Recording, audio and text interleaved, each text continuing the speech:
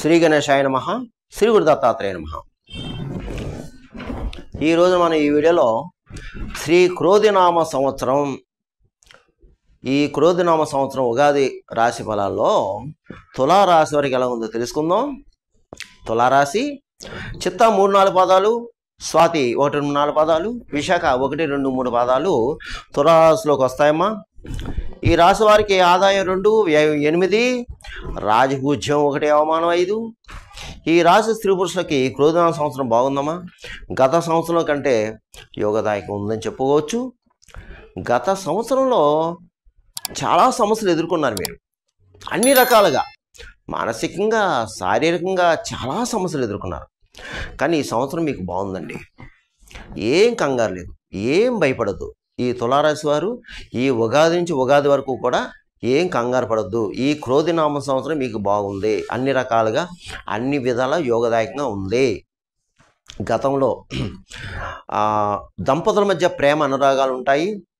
అలాగే పూర్వం అంటే ఏదన్నా చిన్న చిన్న స్ట్రగుల్స్ వచ్చి విడిపోయిన భార్య భర్తలు కలుసుకుంటారు. అలాగే వివాహం కాని అబ్బాయిలు అమ్మాయిలు కూడా ఈ సంవత్సరం వివాహానికి అవకాశం ఉంది. అలాగే మీ సంతానం బాగుంటుంది. సంతానం లేని వారికి కూడా ఈ సంవత్సరం సంతాన యోగం కనిపిస్తుంది. అలాగే విదేశాలకు వెళ్ళే వారికి బాగుంది. అంటే విద్యరీత్యా, చదువు రీత్యా, అంటే పై చదువులకు కానీ లేదంటే ఉద్యోగరీత్యా కానీ విదేశాలకు వెళ్ళే వారికి కూడా బాగుంది. అలాగే మీకు బంధుమిత్రుల యొక్క సహాయ సహకారాలు ఈ సంవత్సరం మీకు లాభిస్తాయి. మీరు శత్రు జయం, వ్యవహార జయం, అలాగే భూగృహ సంబంధ లావాదేవీలు పూర్తవుతాయి. నూతన ప్రయత్నాలు ఫలిస్తాయి. మీరు నూతన ప్రయత్నాలకు శ్రీకారం చుట్టండి, మీకు ప్రయత్నం సక్సెస్ అవుతుంది. గృహ నిర్మాణం చేపడతారు. ఈ సంవత్సరం మీరు గృహ నిర్మాణం చేపడతారు. లేదంటే గతంలో గృహ నిర్మాణం చేపట్టి కొన్ని పరిస్థితుల కారణం ఆగిపోతే అది మళ్ళీ పునఃప్రారంభిస్తారు. అలాగే పుణ్యక్షేత్ర దర్శనం. ఇక కొన్ని సమస్యలు అంటే గతంలో పరిష్కారం కాని సమస్యలు ఏదైనా ఉంటే ఈ సంవత్సరం ఆ సమస్యలు పరిష్కారం అవుతుంది. మీరు ఈ సంవత్సరం పెద్ద వాళ్ళని కలుసుకుంటారు, పెద్ద బాధ్యతలు చేపడతారు. అలాగే కోర్టు వ్యవహారాలు ఉన్నవారు, ఈ రాశిలో ఎవరన్నా కోర్టు వ్యవహారం ఉన్నవారు మీకు తీర్పు అనుకూలంగా ఉంటుంది. అయితే ధన విషయంలో ఆర్థికంగా బాగా నిలదొక్కుంటారు, రుణాలు తీరుస్తారు. అలాగే గృహంలో శుభకార్యక అంటే శుభమూలక శుభకార్యాలు చేస్తారు. గృహంలో శుభకార్యాలు చేస్తారు, శుభకార్యాలకు హాజరవుతారు. అలాగే బంధువర్గం వారు, మిత్రవర్గం వారు, వారి దగ్గర నుంచి మీకు సహాయ సహకారాలు అందుతాయి. అలాగే మీ మనోవాంఛలు నెరవేరి మీది ఏదైతే సంకల్పం ఉందో, మీరు ఏదైతే అనుకుంటున్నారో, ఏదైతే మీకు దృఢ సంకల్పం ఉందో ఆ సంకల్పం నెరవేరుతుంది. స్వశక్తి మీద పైకి వస్తారు. మీకు అదృష్ట యోగం ఈ సంవత్సరం పడుతుంది. ఇకపోతే ఎవరు ఏ వృత్తిలో ఉన్నా ఆ వృత్తిలో రాణింపు ఉంటుంది. గుర్తిస్తారు, మిమ్మల్ని గుర్తిస్తారు.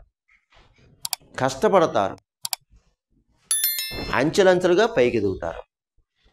మీకు ఒక రకంగా చెప్పాలంటే అదృష్టకాలం చెప్పుకోవచ్చమ్మా. మరి ఈ కాలాన్ని మీరు వృధా చేసుకోవద్దు. ఈ కాలాన్ని మీరు వృధా చేసుకోకుండా ఉపయోగించుకోండి, సద్వినియోగం చేసుకోండి. మీరు సక్సెస్ అవుతారు. ఈ తులారాశి వారు ఈ సంవత్సరం సక్సెస్ అవుతారు.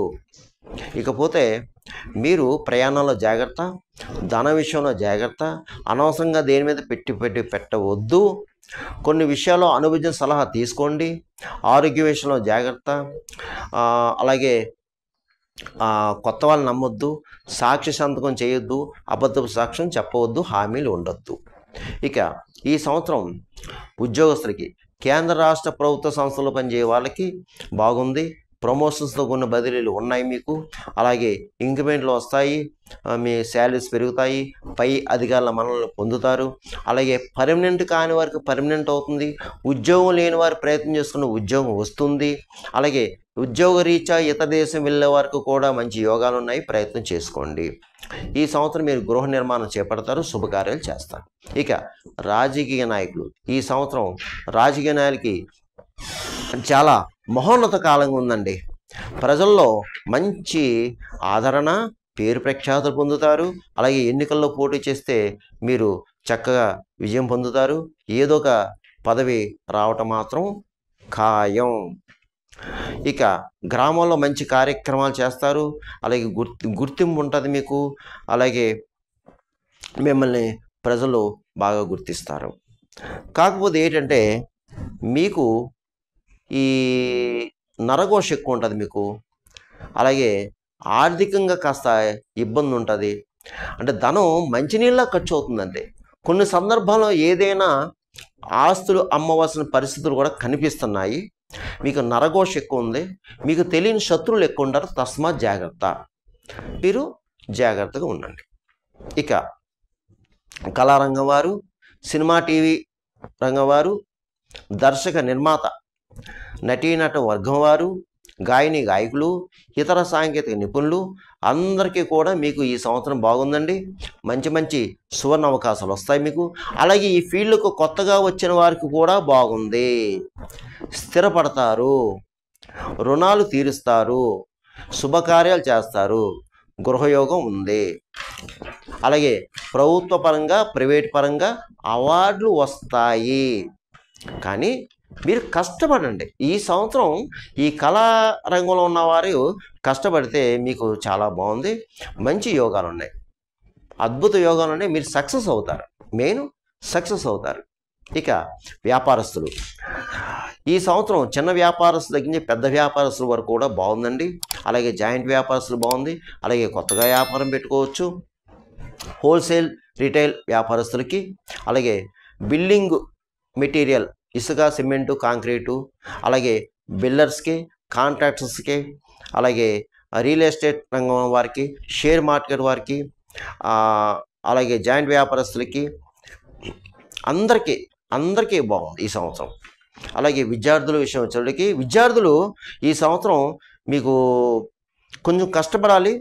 కొంచెం కష్టపడి చదవండి, కొంచెం కష్టపడాలి.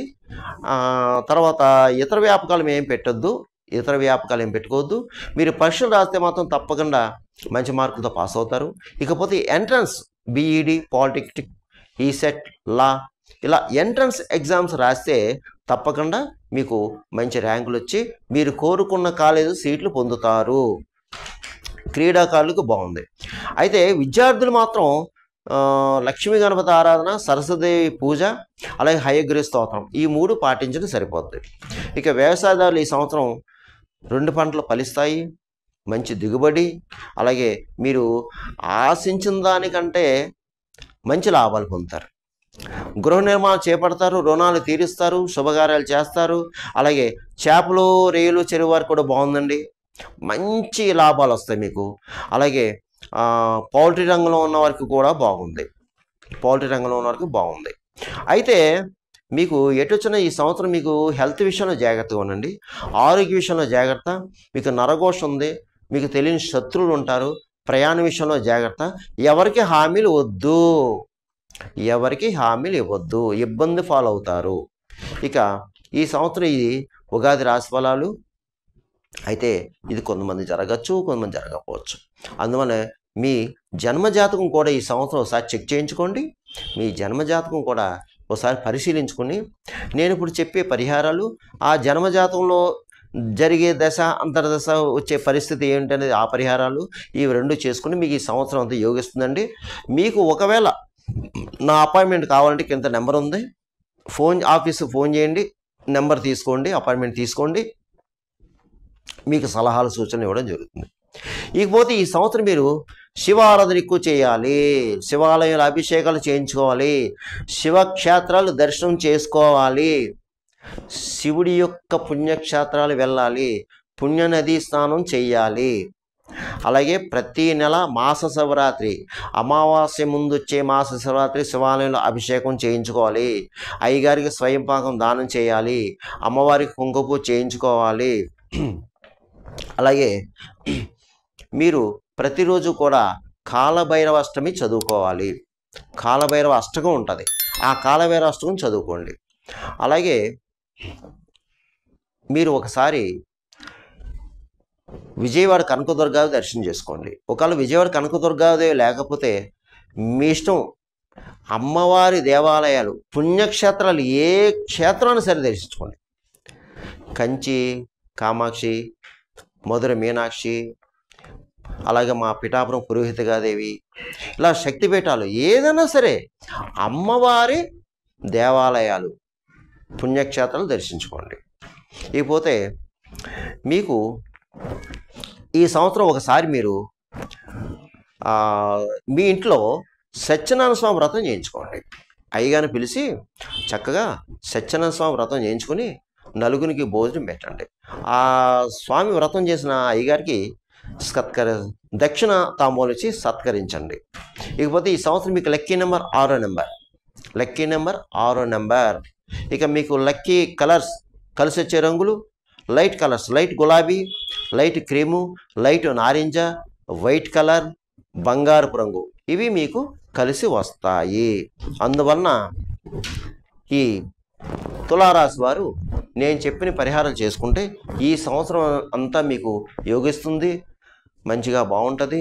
కంగారు పడవద్దు, ధైర్యంగా ఉండండి, మనోనిబ్బరంగా ఉండండి, మనోధైర్యంగా ఉండండి.